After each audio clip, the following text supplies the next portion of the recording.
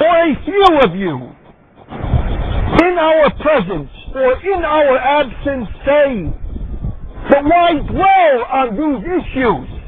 I'm not. This is not my first choice of speaking.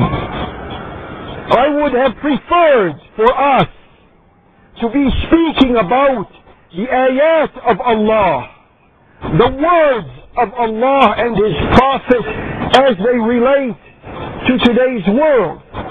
But that will take a mature, listening audience of Muslims. What if we have gaps? We begin to speak about these issues, we take things for granted, and some of us don't have the filler information that is necessary to speak about these issues. We create a problem for ourselves. We trip on the problems that we put in front of ourselves. We want to clear this path.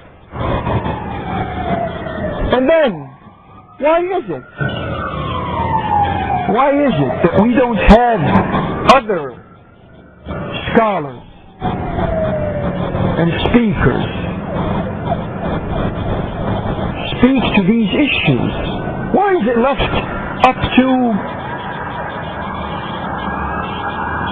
rare voices here and there to try to outline and to try to explain these issues? Why can't we echo ourselves?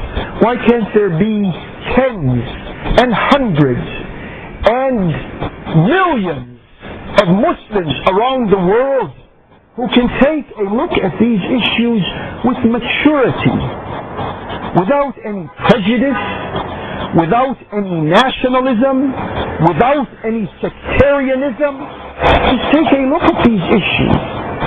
Listen, brothers and sisters, there's no doubt, whatever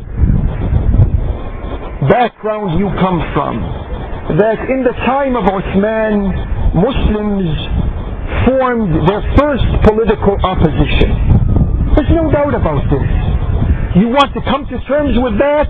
Ahlan wa sahlan. You are welcome, most welcome. If you don't want to come to terms with that, you ask yourself why. We don't want to learn from ourselves. That's our first generation of Muslims, with all of their mistakes, with all of the contentious points of view. You don't want to learn from that? This is precious experience. What do you want to do? Fall into the same mistakes again? There's no doubt. Uthman began to give responsibilities to his relatives. He gave high positions in the Islamic State to his maternal half-brother, his brother from his mother. He gave high positions in the Islamic State to his brother from Ar-Riva, breastfed brother. He gave positions to those who come from Bani Umayyah,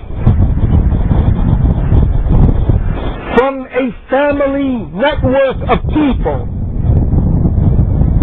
What do you say? If someone does something like that, the Muslims should look the other way and not pursue justice? Or Muslims should say, no, this has to be opposed. But how do we oppose it? We haven't worked out, with all of this time, we haven't worked out a method in which our opposition can exclude bloodbaths and bloody battles. Why?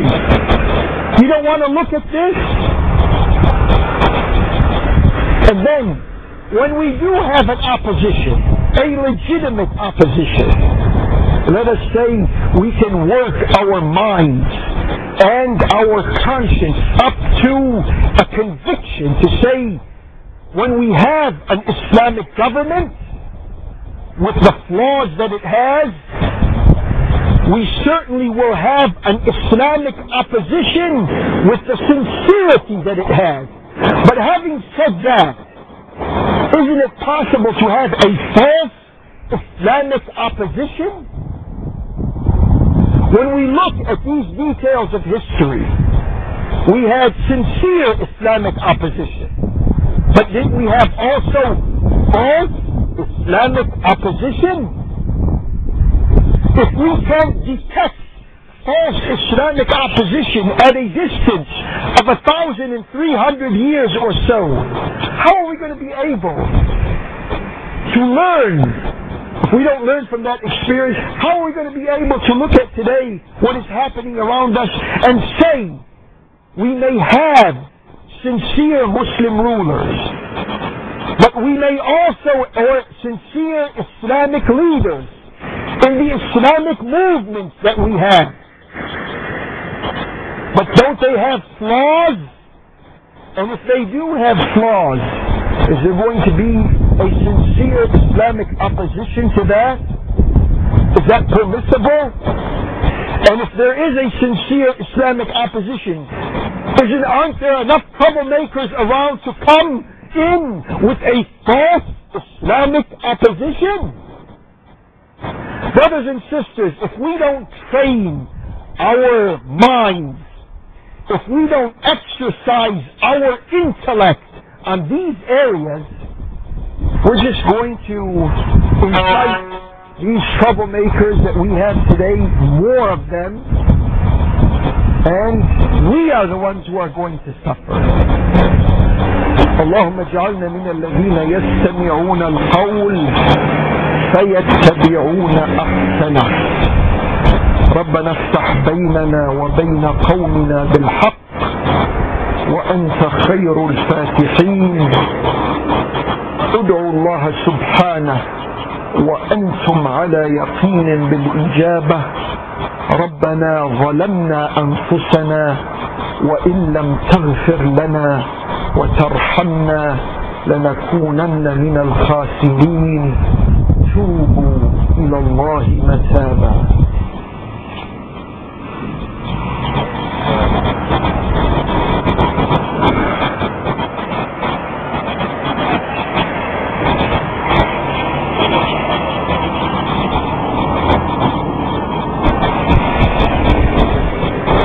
الحمد لله الذي هدى.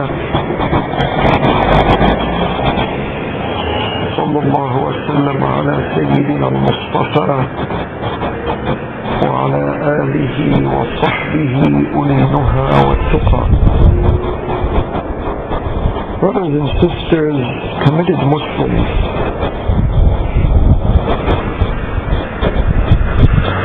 a word is due concerning this almost injustice in perpetuity. A bunch of individuals who happen to have money